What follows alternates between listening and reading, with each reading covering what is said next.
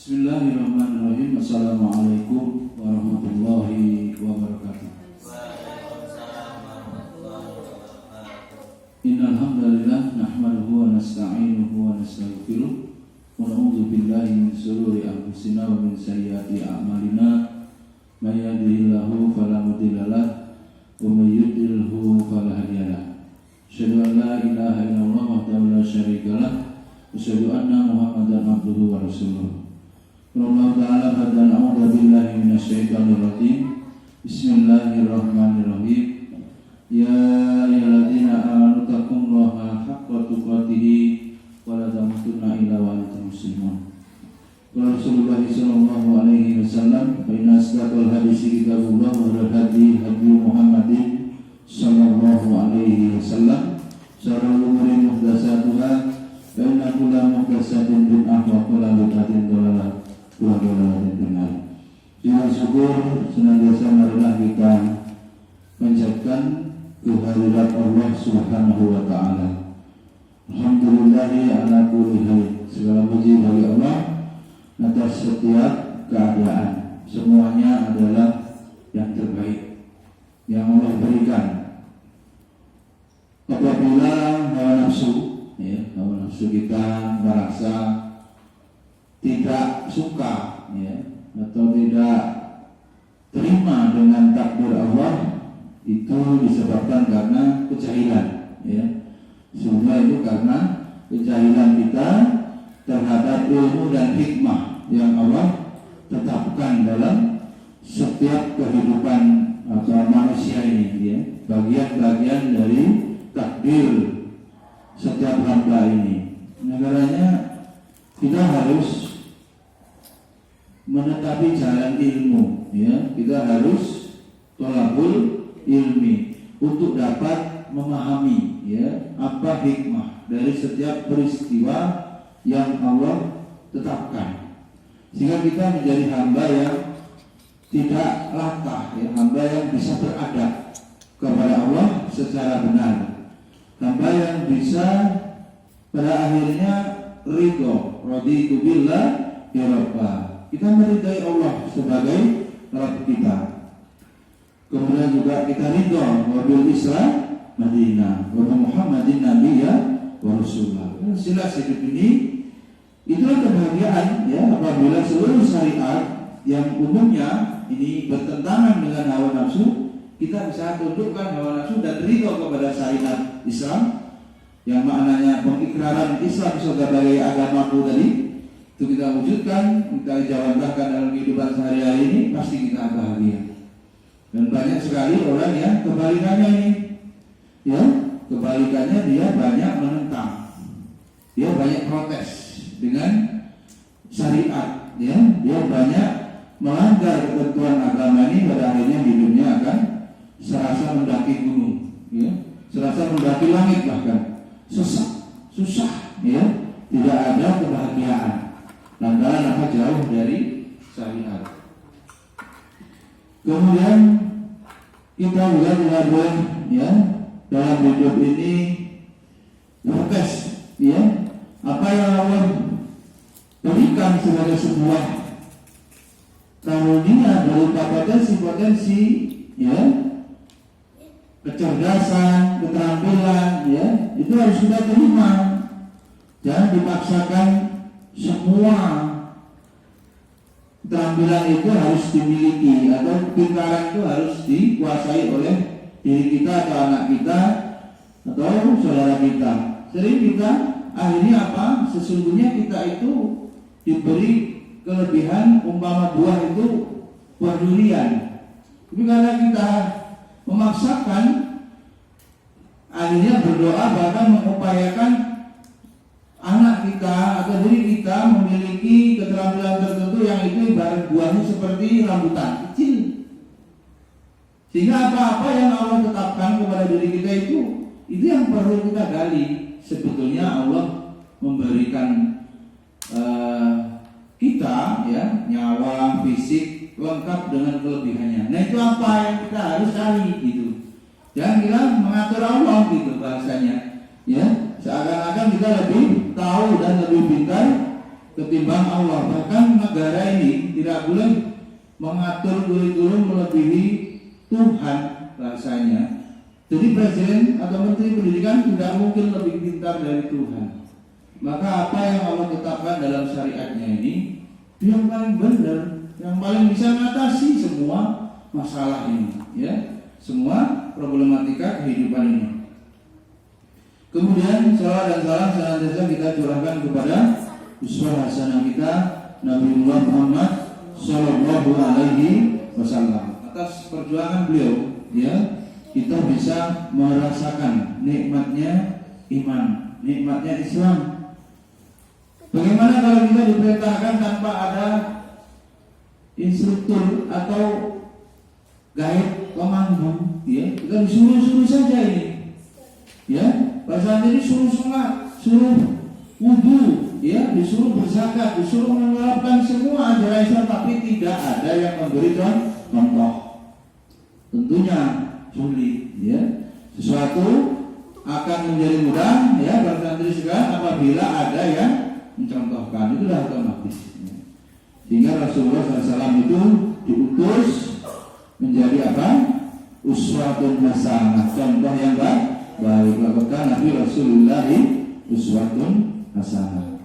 Kemudian Rasulullah telah, ya, berjuang, ya, mengorbankan jiwa raga. Nah, ini kita bentuk cinta, ya, kepada Rasul, ada kepada Rasul, kita tidak terus melanjutkan.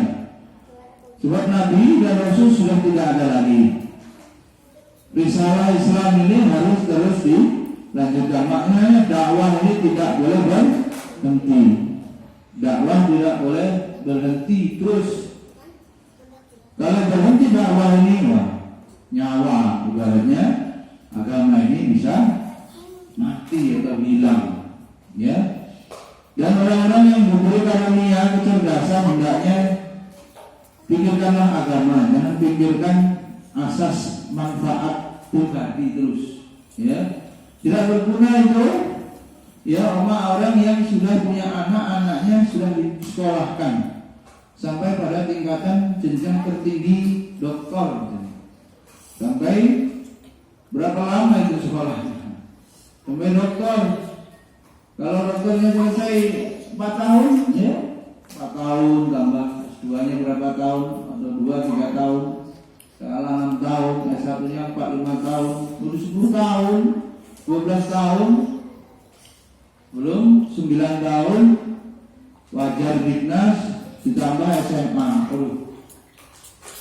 berpuluh-puluh tahun sekolah. Dan itu dalam pandangan agama, kalau setelah lulus, ya, dokter kah, insinyur kah, yang mudah mencari pekerjaan itu yang dicari kemudian dia betul-betul bekerja. Kalau masih baik, kalau enggak ya tetap masih susah, ya.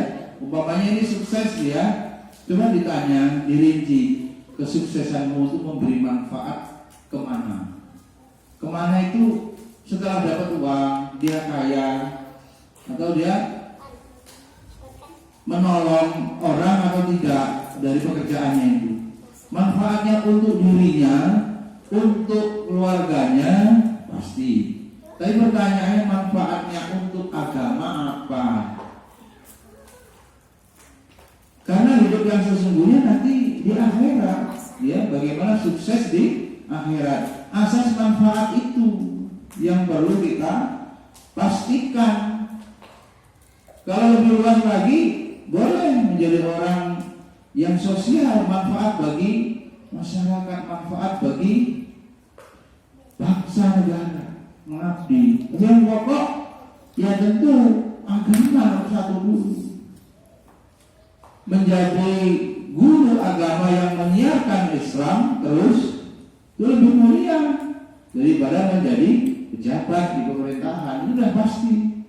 Kalau menjadi guru agama ini tidak banyak orang yang mau ambil bagian, karena nggak jelas, mungkin ekonominya, mungkin penghargaan orang. Tapi kalau menjadi Pak Lurah, camat dan seterusnya, prestis, ya. Di sini kemudian perlu kejelasan hidup kita ini tujuannya apa, guna kita untuk agama ini apa, dan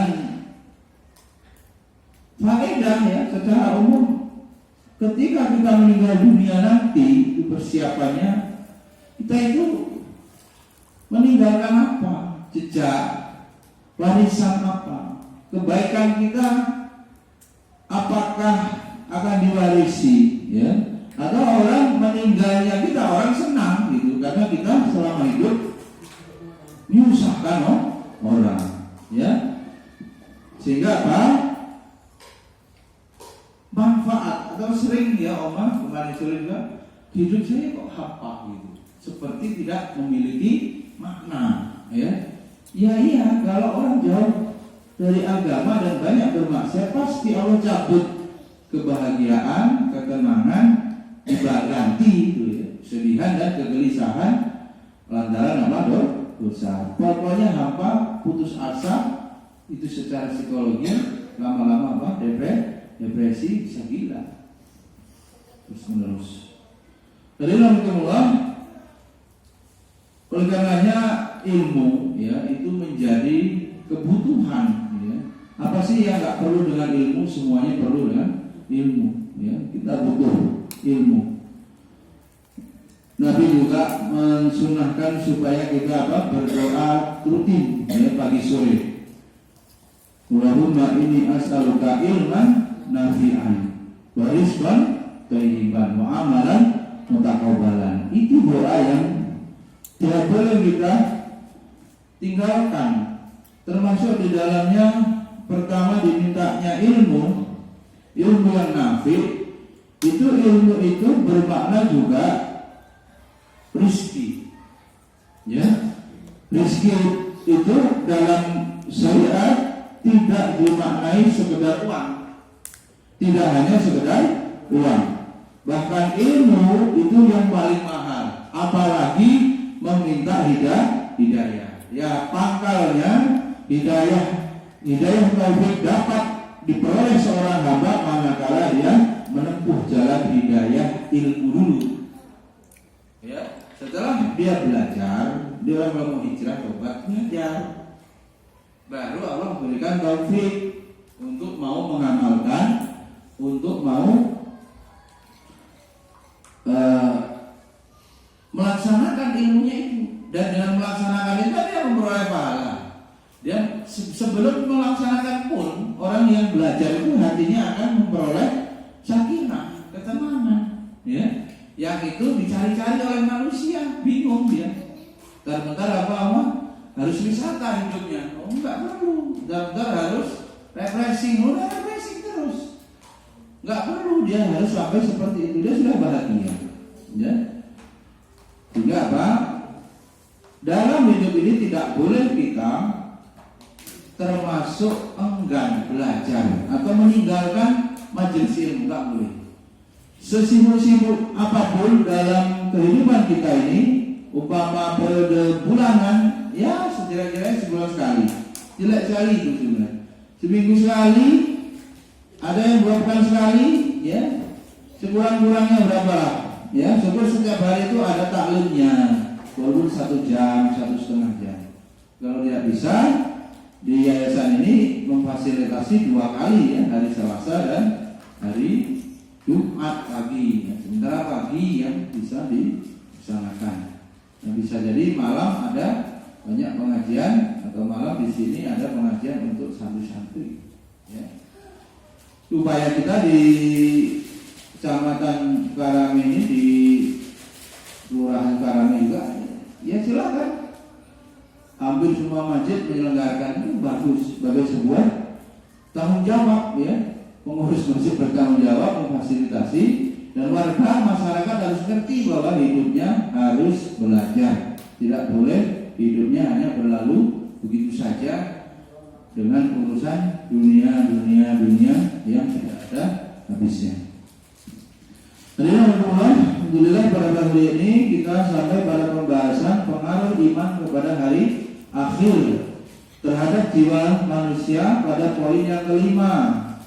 Ya, waktu pekan lalu sudah kita bahas poin keempat, sabar atas segala musibah. Sekarang takut.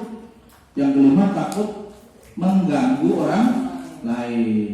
Ini bagian daripada buah iman kepada hari akhir dalam hubungannya pensucian jiwa. Orang yang beriman kepada hari akhir kemudian jiwanya suci, itu nggak mungkin akan jahat. Bagaimana dia bisa menjadi orang yang zalim? Nggak mungkin, ya. Orang yang beriman kepada Allah dan hari akhir tentu takut, ya. Ialah orang yang di bawah kita orang lemah, orang dhaif, ya, orang-orang du'afa, ya, itu bisa kita zalimi, dia tidak berdaya. Tidak mungkin mampu melawan atas kekuatan kita, kekuasaan kita. Kalau punya jabatan, mungkin kita kaya, kita ditakuti, kita bisa membayar orang untuk menyewa pengawal sehingga orang takut. Kalau kita menyakiti orang yang kita sakiti akhirnya nggak berani membalas. Tetapi ingatlah bahwa orang yang kita zalimi itu punya Allah, ya. Orang yang kita zalimi, kita sakiti itu punya Rabb. Bagaimana kalau dia mengadu? Ya, mungkin di dunia dia tidak punya sekelip, tidak punya saudara, tidak punya backing, dan orang nggak punya. Tapi ingatlah bahwa orang yang dizalimi itu, orang yang kita zalimi itu, misalnya adalah orang yang berstatus hamba Allah, ya, orang yang berstatus ciptaan Allah, maka Allah yang akan memberikan perlindungan pada hakikatnya atau membalaskan, ya. Akan memberikan keadilan, ya, atas perbuatan kita kalau sampai kita zalim kepada mereka. Nah, ini yang dipikirkan, ya. Di dunia ini bisa jadi diam saja, dia menangis mungkin, tapi dia merintih, berdoa, lapor kepada Allah, dan diaminkan nanti akan dibalas, ya. Allah Maha membalas, ya. Allah Maha membalas. Pasti di akhirat, di dunia bisa jadi iya, bisa jadi dipending. Istidraj omah. Jadi orang berbuat jahat enggak dihukum, itu ditunda, ditangguhkan. Dan itu juga hukuman bagi dia, semakin banyak dosanya. Ya, maka kemudian dia harus hati-hati kita, ya. Kalau sudah memahami bahwa orang yang lemah itu punya Allah, kita harus hati-hati. Ya, hati-hati jangan sampai kita menzalimi orang, merugikan orang lain, ya, mengambil haknya, ya. Kemudian dia orang yang iman kepada hari akhirnya bagus, ia akan menjauhi semua bentuk permusuhan. Ngalah aja, ngalah. Bagaimana itu? Satu musuh itu terlalu banyak, 1000 kawan kurang. Itu pepatah sudah masyhur. Sempit dunia ini, kalau ada musuh satu aja rasanya macam mau ketemu dia terus kesannya. Keluar jangan ketemu, nggak jadi. Sekarang permusuhan itu kalau kita terpaksa harus bermusuhan umpamanya karena kita selalu disakiti, mulia mana orang yang menyakiti sama disakiti? Ya mulia yang disakiti hakikatnya. Jadi kalau kita pada posisi yang dizalimi, sesungguhnya kita itu dalam posisi yang baik, difitnah daripada yang kita yang memfitnah. Itu kalau itu terjadi pada kita alami takdir itu, berarti Allah sayang. Mendingan kamu yang difitnah daripada kamu yang takdirnya memfitnah gitu. Atau kamu yang disakiti, tidak apa-apa. Nah itu hitung-hitungannya begitu, ya. Pasti kalau di akhiratnya nanti kita yang dizalimi pasti yang untung. Bagaimana hadis muflis, orang yang punya pahala banyak tapi dia kemudian bangkrut lantaran dia tangannya memukul, ya. Hidupnya menzalimi orang yang menzalimi itu nanti akan dibalas oleh Allah, ya, diambil daripada dosanya orang yang zalim, ya. Yang menzalimi orang itu dosanya diambil, yang zalim itu dosanya diambil ditimpakan kepada orang yang menzalimi, ya. Jadi yang dizolimi itu, kalau dia punya dosa, dosanya diambil akan dipindahkan ke orang yang zolim. Nah, orang yang zolim tadi kalau sudah, ya, kalau punya pahala juga diambil untuk diberikan kepada orang yang zolim. Ya, jadi rugi. Dan itu Allah yang memberikan keadilan itu, tidak mungkin Allah mengingkari janji. Nah, itu kita pegang sebagai sebuah keyakinan kita. Penderitaan apa yang kita rasakan itu nantinya bisa jadi kita senang, ya. Nantinya bisa jadi kita senang lantaran berbalik menjadi kenikmatan. Dosa kita diambil, pahala orang itu diberikan kepada kita. Itulah tadi awal saya sampaikan, kita itu dalam keadaan bagaimanapun harus belajar supaya hikmah hikmah itu kita pahami lantaran kita belajar menuntut ilmu, sehingga tidak apa-apa menjadi masalah hidup ini diterima. Jadi secara pendeknya hidup ini yang diperintahkan itu pikiranmu pendek, kerjakan, gak usah ngomong panjang, gak karuan, akhirnya gak jelas hari ini apa pencapaian amalnya gitu. Pikirkan kemudian laksanakan yang diperintahkan Allah. Itu aja kita sibuk begitu, Oma, nanti kita gak sempat ngurusi ibadah, tapi si pengajian, baca Quran sendiri, sholawat sendiri, itu udah zuhud. Ada tidur siang suruh tidur, ya. Artinya apa? Habiskan waktu ini untuk kebaikan dan